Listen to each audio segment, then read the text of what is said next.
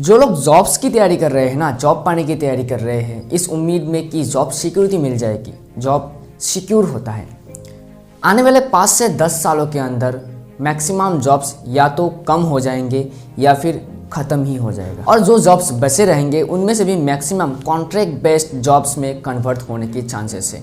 मतलब कि एक एम्प्लॉय, एक व्यक्ति किसी भी ऑर्गेनाइजेशन या इंडस्ट्री का तब तक एक पार्ट रहेगा, तब तक एक एम्प्लॉय के रूप में काम करेगा जब तक कि उस ऑर्गेनाइजेशन को उस व्यक्ति की ज़रूरत है।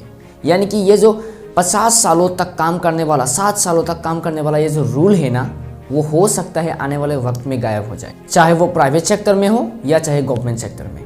और क्योंकि हमारा गवर्नमेंट अभी प्राइवेटाइजेशन पे कुछ ज़्यादा ही फोकस कर रहा है, तो हो सकता है आपके पास जो गवर्नमेंट जॉब हो सकता है वो आने वाले वक्त में प्राइवेट जॉब में कन्वर्ट हो जाए। और क्योंकि आज पूरी दुनिया ऑटोमेशन पे जा रहे हैं, तो हो सकता है आपकी सैलरी पे कोई कटौती हो या फिर आपका पूरा जॉब ही आर्टिफिशियल इंटेलिजेंस खा जाएगा। तो बात करते हैं आने वाले फ्यूचर में कौन सी सेक्टर में क्या हो सकता है, और इन फ्यूचर प्राइवेटाइजेशन और ऑटोमेशन की वजह से किन किन के जॉब्स पर क्या क्या असर पड़ सकता है, या फिर अभी भी किसी जॉब के लिए प्रिपेयर करना वर्थ इट है भी या नहीं। तो पॉपुलेशन इतना बढ़ चुका है, यानी कैंडिडेट्स इतने बढ़ चुके हैं कि आज हर सेक्टर में कंपटीशन एकदम नेक्स्ट लेवल हो चुका है। ऐसा लगता है कि आने वाले कुछ ही टाइम में 11th में एडमिशन लेने के लिए भी कॉम्पिटिटिव एग्जाम क्रैक करना पड़ेगा। बहुत सारे ऐसे एंट्रेंस एग्जाम, कॉम्पिटिटिव एग्जाम एक स्टूडेंट को 12th के बाद या फिर डिग्री के बाद भी देने पड़ते हैं। एक स्टूडेंट ऐसे ही 12th के बाद एक कॉम्पिटिटिव एग्जाम देते हैं लाइक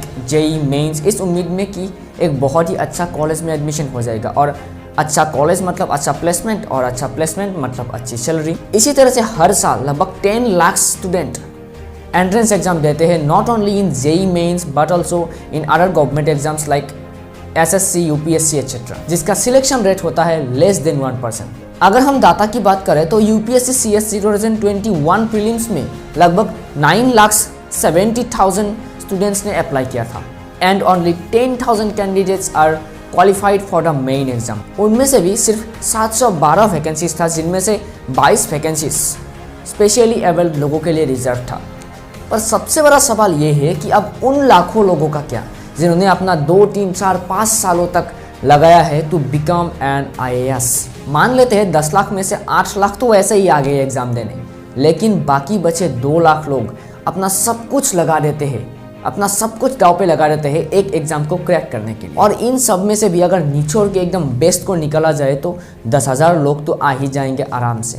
फिर होती है गैम्बलिंग शुरू, जहां आप सेम कंडीशन के 10 डायमंड्स में से 2 बेस्ट क्वालिटी के चूज करने वाले हो, और बाकियों का क्या, अपने जिंदगी का 30 साल तक बर्बाद। फिर आता है डिसअपॉइंटमेंट कि मैं लूजर हूँ, मैं कुछ नहीं कर सका। यही हो रहा है हर एक कॉम्पिटिटिव एग्जाम में। कॉम्पिटिशन होना बुरी बात नहीं है, क्योंकि कंपटीशन से हमें बेस्ट वैल्यू मिलता है, लेकिन एक जॉब के पीछे अपनी ज़िंदगी का 30 साल तक लगा देना कौन सी सही बात है। और जिस डिटर्मिनेशन के साथ, जिस फोकस के साथ वो लोग टॉप 10,000 तक पहुंचते हैं, वो लोग अगर उस टाइम को, उस एनर्जी को, उस डिटर्मिनेशन को किसी और जगह क्रिएटिव फील्ड में लगाए तो बहुत बड़ा कुछ उखाड़ सकते हैं। लेकिन घर वाले और ये सिस्टम भी तो है ना, जो कि आपको कुछ भी आउट ऑफ द सिस्टम करने देगा नहीं। जॉब मिल गई तो ठीक, नहीं तो जीवन बर्बाद। लेकिन अभी गवर्नमेंट प्राइवेटाइजेशन को जिस तरह से प्यार दिखा रहा है, तो लगता तो यही कि आने वाले कुछ वक्त में बहुत सारे सेक्टर्स प्राइवेटाइजेशन में चला जाए। जो लोग नहीं जानते प्राइवेटाइजेशन क्या है, उनके लिए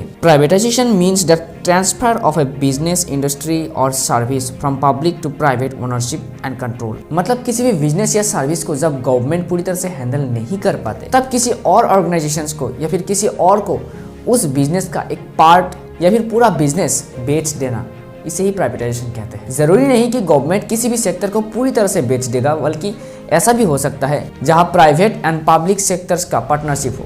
प्राइवेटाइजेशन काफ़ी हद तक अच्छा भी है, क्योंकि इससे किसी भी एक देश का इकोनॉमिक ग्रोथ में मदद मिल सकता है। यहाँ पर एक देश की इकोनॉमी का रिस्पॉन्सिबिलिटी सिर्फ गवर्नमेंट पर नहीं बल्कि दूसरे कंपनीज पर भी आ जाते हैं। लेकिन इससे मोनोपोली बढ़ सकता है, क्योंकि प्राइवेट कंपनीज तो यही चाहेगा कि कैसे मिनिमम कॉस्ट में मैक्सिमम सर्विस दिया जाए और मैक्सिमम प्रॉफिट किया जाए। एग्जाम्पल के लिए आप गवर्नमेंट बैंक्स और प्राइवेट बैंक्स को ले लो, जहाँ एक तरफ आपको बस एक फॉर्म देने के लिए घंटों लाइन में लगा रहना पड़ता है, वही दूसरी तरफ आपकी हर काम सिंगल टेबल पर हो जाता है।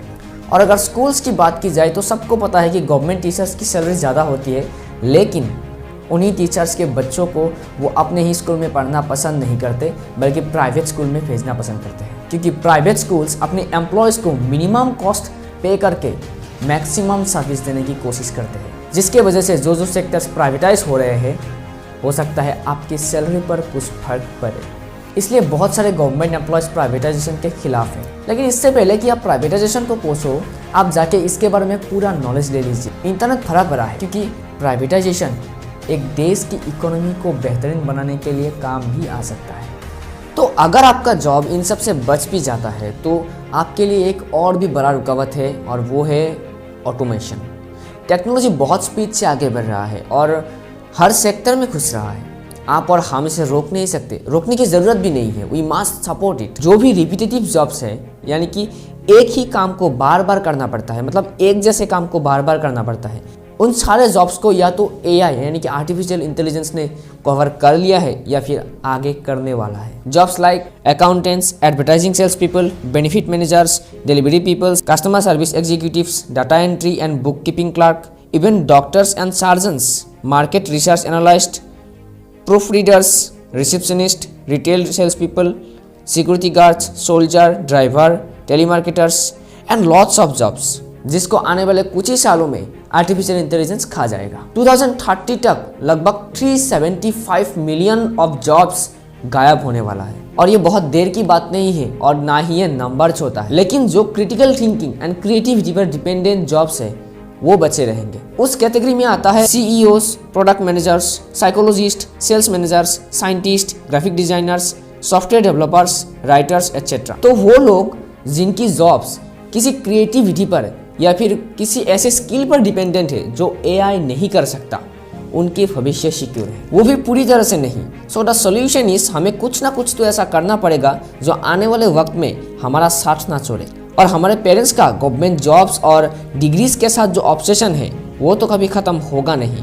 तो अभी के टाइम में एक जनरल डिग्री से अच्छा तो यही लगता है कि हम किसी स्किल पर फोकस करें जो कम से कम आने वाले 30 सालों तक हमारा साथ ना छोड़े। सो अपना माइंडसेट को थोड़ा सा बड़ा कर लो, think something out of the box if you want something really different. Not only in India, privatisation और ऑटोमेशन आज हर देश में हो रहा है और उसके साथ हर देश आगे भी बढ़ रहा है। सो हमें भी अगर आगे बढ़ना है तो ये डिग्रीज के चक्कर में ना पढ़ के नॉलेज और स्किल्स के पीछे भागना पड़ेगा। अगर सिस्टम को बदलना है तो पहले खुद इस सिस्टम से निकलकर कुछ करके दिखाना पड़ेगा। अगर इंडियन एजुकेशन सिस्टम के बारे में और जरा जानना चाहते हैं तो लेफ्ट वाले वीडियो पे क्लिक कर सकते हैं, अदरवाइज राइट वाले वीडियो पे क्लिक करके world famous book how to win friends and influence people का बुक समरी भी देख सकते हैं। मिलते हैं नेक्स्ट वीडियो में।